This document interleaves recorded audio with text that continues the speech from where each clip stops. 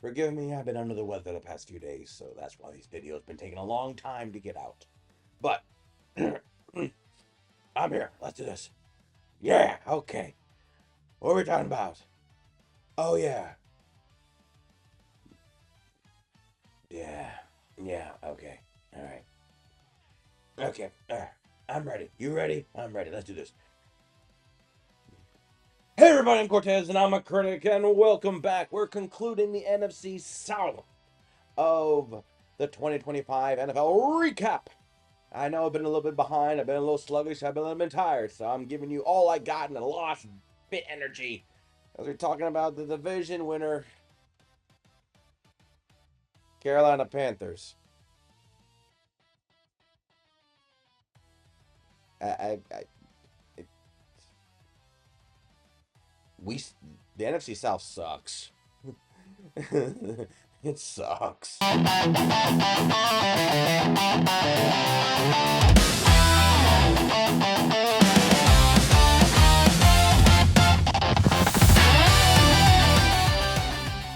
The NFC South sucks, but that doesn't mean the Panthers suck. The Panthers had very strong wins this year, and as much as I want to say, well, the team they played sucked, and that's why they won, there are parts of me I'm thinking, yeah, even though the teams they did beat sucked or played badly, that's not their fault.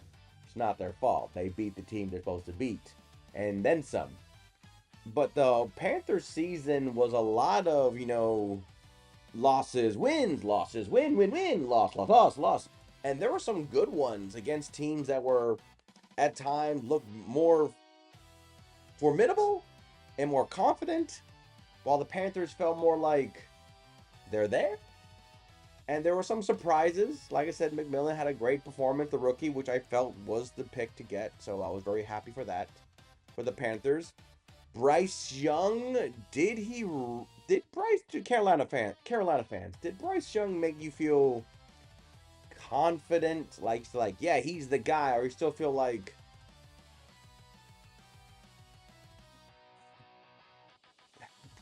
if we sign him back,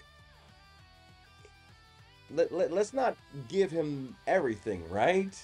Let's not give him the whole house, because like I said, the Panthers been shopping. They've been getting linebackers. They've been getting a defensive player. They've been ready as if to say, last year it was not a fluke. We're coming in harder and stronger. And I feel, like I said, I feel like the Saints are more formidable. I feel like Tampa's going to be better. And Carolina seems to be reloaded. Atlanta's the one team that just feels a little bit like they're stuck in reverse in a mud pit. Everyone, the other three teams feel like at least they're on the right track. And Carolina is one of those teams. Now, one thing I forgot to mention in my Buccaneer video is that Carolina will now be facing a first place schedule. Does that mean anything? Not really, because a lot of first place teams cannot make up for last year's performance, but sometimes they do. So Carolina will be playing much tougher opponents, and Tampa will play lesser opponents at number 2. Does that make a difference? Probably not. But still, it's just that notion of like, cool, we don't have to play against the first place teams again, because we're kind of mediocre. And Carolina, well, you're not so great yourselves. I mean, you and the Bucks literally had to watch the Saints and Falcons game to find out if you ever were even going to the playoffs. That was a fun, 4 hours of like, go Saints, go Falcons. We hate rooting for you. Both fan base are saying that. But when the season started, I was very optimistic. But I felt like you guys weren't ready yet, and at times it felt like yes and no. At best, I had you as a 9-8 team. I still felt like the Falcons and the Bucks were the two teams to win the division, and you guys will be there just to be like, oh darn, I missed it. But if things go south, I say maybe the optimism was a little bit too far-fetched, and maybe sometimes there'll be some games like the Cowboys or the Packers and for the Rams could have been like, no, you go back down to where you are. So 7-10.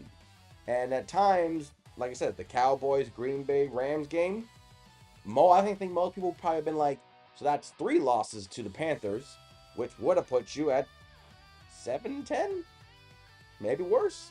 Who knows what matchups would have happened? But to me, that was the lowest point. And you guys ended the season in a nice soft spot of 8-9, and needed a tiebreaker and occasions here and there. Like I said, it was, you won the division, but just like when Tampa did it before, it didn't feel like, yeah, it felt more like, well, someone had to do it. And quite frankly, we're sick and tired of getting our asses kicked at home, says Tampa. But Panther fans, I'm sure you're like, we don't care. We won a division. We have a playoff game. And you guys were so close to upset the Rams that I was just like,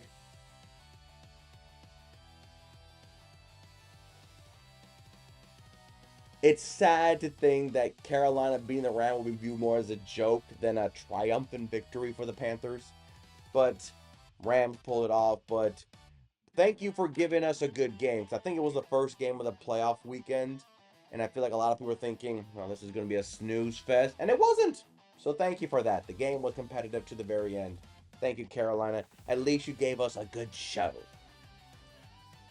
And funny enough, the best game for the Carolina Panthers was Week 13 versus the Rams. The game that, like I said, a lot of Bucs fans thought the Rams were going to kick your ass, and therefore we would have saved our division for mediocrity. But no, it was your best game. One, it was, there was, like I said, there was four. Like I said, when I talk about the Rams, there were 4th down conversions. You guys scoring touchdowns. There were turnovers. This was the game that the Carolina Panthers showcase, at least for this time being, that we can compete. And yes, we need some balls, some turnovers to go our way. Yes, we need some 4th down conversions to go our way, to execute it perfectly. We get it. Some player that, unless you're a Carolina Panther fan, you'd be like, who's that guy? And it's not the main star players. You get that. But this was a game that, at least for the time being, it made Panthers fans feel like, well, we beat the Rams. I kind of feel like we can beat anybody. And that felt like, yeah, that's the Panthers way. We can beat anybody. Or at least we can compete with anybody. Because if you guys would have lost in the last drive, I still feel like there'll still be that optimism. But that win was very big. Probably bigger than the Green Bay and the Dallas game. Those were very big. But then you had moments where I'm like, like I said, you beat the Cowboys, you beat the Packers, you beat the Rams. Why the hell did you lose to the Saints? And I think the big loss was Week 10 versus New Orleans. You guys were at home. The Saints had a new change in quarterback. Everything was going to be like, Saints are brand new. It's a division foe. And that game felt very much like, so do we play hard? You just got a 16-13 win over Green Bay. And everyone was thinking, okay, here come the Saints. They're limping in. They got embarrassed by the Bucs. Tyler Shaw getting his first real debut. We're going to crush these fools. And the scoreboard 17-7 doesn't really dictate it, but a lot of this was just like,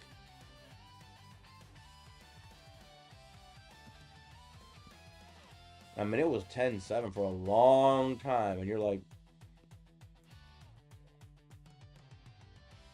it just felt like, was it a better Saints game? Did you guys underestimate? I think there was a report, I believe, because I came across the New Orleans side, local Louisiana newspaper organization, where there were people in Carolina basically looking at the Saints as easy. This is a dub. We'll take care of the Saints and we move on. Where we are like, they were so confident to look past the Saints that the Saints were like, really? Some good tea. Mm, mm, yeah. And then smacked you in the face. Like I said, division foes take records out. Take whatever you did last week or during the season and take it out.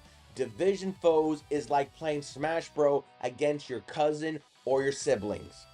Take whatever you do on online matches out because your cousins, your nephew, your brothers, your sisters, somehow they know you more personally and they know how you play. They know you like to do a higher combo. They know you like to do counters. They know you like to go aggressively. They know you like to be more defensive. They know you. Okay? They know you. Online people, they don't know you. S star 69 doesn't know what you can do that your cousin Brian knows. Okay? That's what this is. And like I said, it felt like the Panthers were overlooking it. And I'm going to take it up to that. And also that the Saints were trying to prove that the season's not lost. Plus, they hate you. It's division foe. What do you expect? So to me, this was, like I said, you beat Green Bay. You're at home. Saints come in wounded, and you just lost to a wounded team. That's on you guys. So that's more this than this.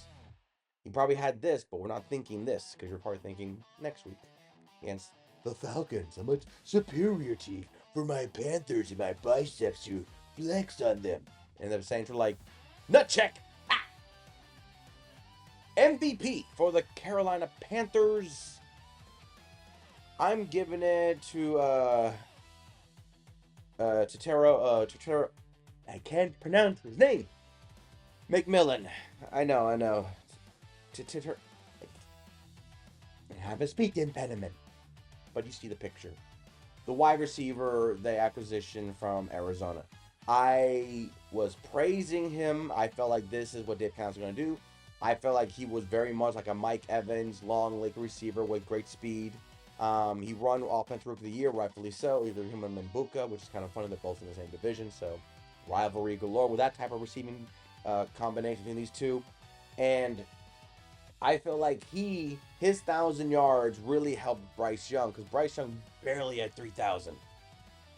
And I can't pronounce his name. McMillan really helped solidify that. And I feel like a lot of times, he wasn't really getting into the flow until like by the halfway point of the season. And then he started becoming the guy.